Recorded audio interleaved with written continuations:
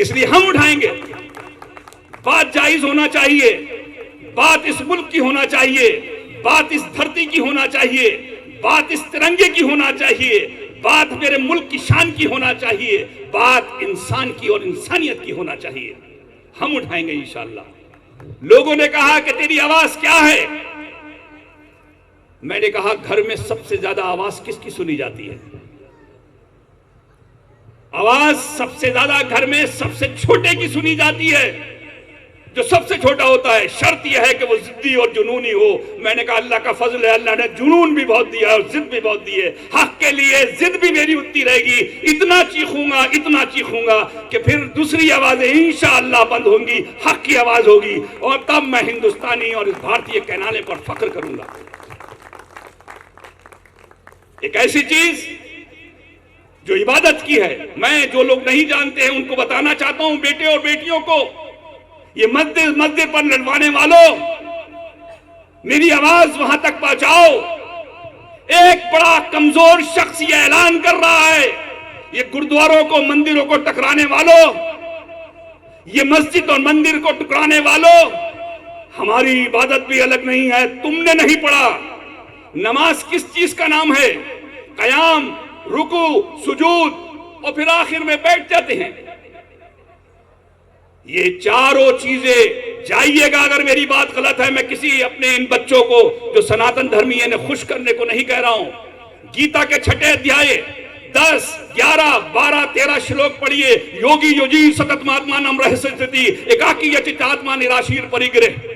ये नियत है कि योगी को योग इस तरह करना चाहिए। योग किसे कहते हैं? मैं किसी भी योगी पर एतराज नहीं कर रहा हूं, लेकिन खाली सुबह को बैठकर आंखें टिमटिमाने के बाद फूं फूं करने को नहीं कहते हैं, और सियासत में रुपए लेकर किसी का फेवर करने को योग नहीं कहते हैं। योग कहते हैं उस आत्मा का परमात्मा से मिलन, और उसके बीच में कोई ना ला शरीक लहू, क्योंकि उसका कोई शरीक नहीं है, उसे योग कहते हैं। ये गीता का कह रही है। कुरान क्या कहता है? इन्नी वजहतु वजहिय लिल्लज़ी फतरस समावाति वल अर्ज़ हनीफ़म वमा अना मिनल मुशरिकीन, कि मैंने अपने आप को उस अल्लाह, उस ईश्वर, उस परमेश्वर से जोड़ दिया, और अब मेरे बीच कोई नहीं आएगा। मैं होऊंगा, मेरा परमात्मा होगा, मैं होऊंगा, मेरा अल्लाह होगा, मैं होऊंगा, मेरा वाहिगुरु होगा, बस उससे घात भक्ति होगी। कहां बदला?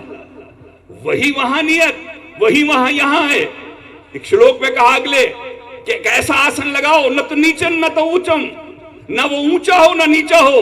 मुसलमान हर नमाज में एक रुकू करते हैं, और रुकू इस तरह होता है, न नीचा होता है न ऊंचा होता है। ये गीता का श्लोक है।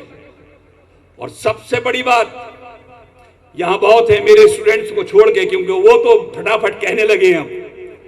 मैंने कई यूनिवर्सिटीज में, कई जगह जाकर अपने सनातन धर्मी बेटे और बेटियों से पूछा कि ये बताइए कि मुसलमानों में अगर पूछा जाए कि सबसे अफजल इबादत क्या है, वो कहेंगे नमाज। उनसे पूछा जाए कि इस नमाज के अंदर सबसे अफजल कौन सा रुकू है, कौन सा अरकान है, कौन सी पोजीशन है, वो जवाब दे देते हैं सजदा। पूछा कि आपकी अभी कोई है?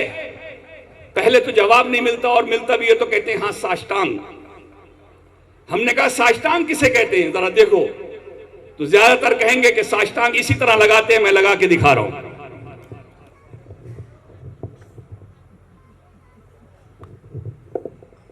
ज्यादातर 90% लोगों ने यह बताया, लेकिन यह साष्टांग नहीं है, ये दंडवत प्रणाम है।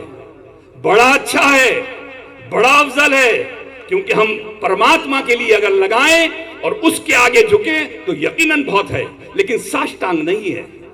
खुद शब्द अपनी व्याख्या कर रहा है, सा प्लस अष्ट प्लस अंग, यानी 8 अंगों पर अपने शरीर की ऐसी आकृति बनाना जो सिर्फ उस प्रभु, उस परमात्मा, उस वाहिगुरु, उस ईश्वर, उस अल्लाह के लिए हो।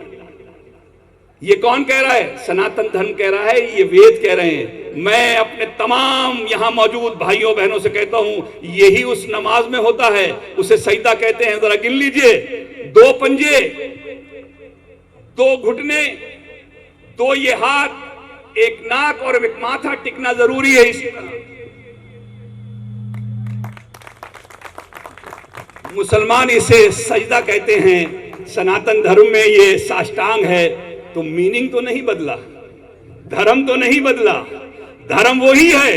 इसलिए आओ, और मैं अपने उन बेटे और बेटियों से जिन्होंने बेहद मोहब्बत दिखाई है, लोगों को, अपने भाइयों को बताने के लिए, आसाम से भी चलकर बच्चे में से हैं जो आए हैं, दिल्ली से भी आए हैं, शायद ही कोई एक आधी स्टेट बची हो जहां से नहीं आए हैं। और यकीन मानिए पिछले 15 दिन के अंदर 85 स्टूडेंट्स जो नहीं आ जा सकते थे आके मिलके जा चुके हैं। ये शान इसी की है, ये उस मेहरबानी उसकी है और इस खाकसार की। ये बैठा है छोटा भाई अंकुर गुप्ता, शायद अपने पिता की जितना सम्मान करता है उतना इसी भाई का। बर्बी साहब बैठे हैं। अगर आज मैं इस शहर का बाशिंदा हूं, अगर इस शहर में हूं, तो उनको श्रेय जाता है। मैं चाहता हूं बर्बी साहब जरा खड़े होइए, लोगों को पता चले कि ऐसा भाई मौजूद है जिसके हर प्रयास की वजह से आज मैं पटियालवी हूं। यह है हमारा तहजीब। इसलिए बताइए लोगों को कि ये मुल्क नफरत के लिए नहीं, ये मुल्क मोहब्बत के लिए है, ये मुल्क इबादत के लिए है, शिर्क के लिए नहीं। शिर्क की कोई गुंजाइश नहीं होगी यहां। परमेश्वर, परमात्मा, वाहिगुरु, ईश्वर कुछ भी कहिए, लेकिन होगा वही जो नभ वाला है, आसमानों वाला है, बड़ा प्यारा है।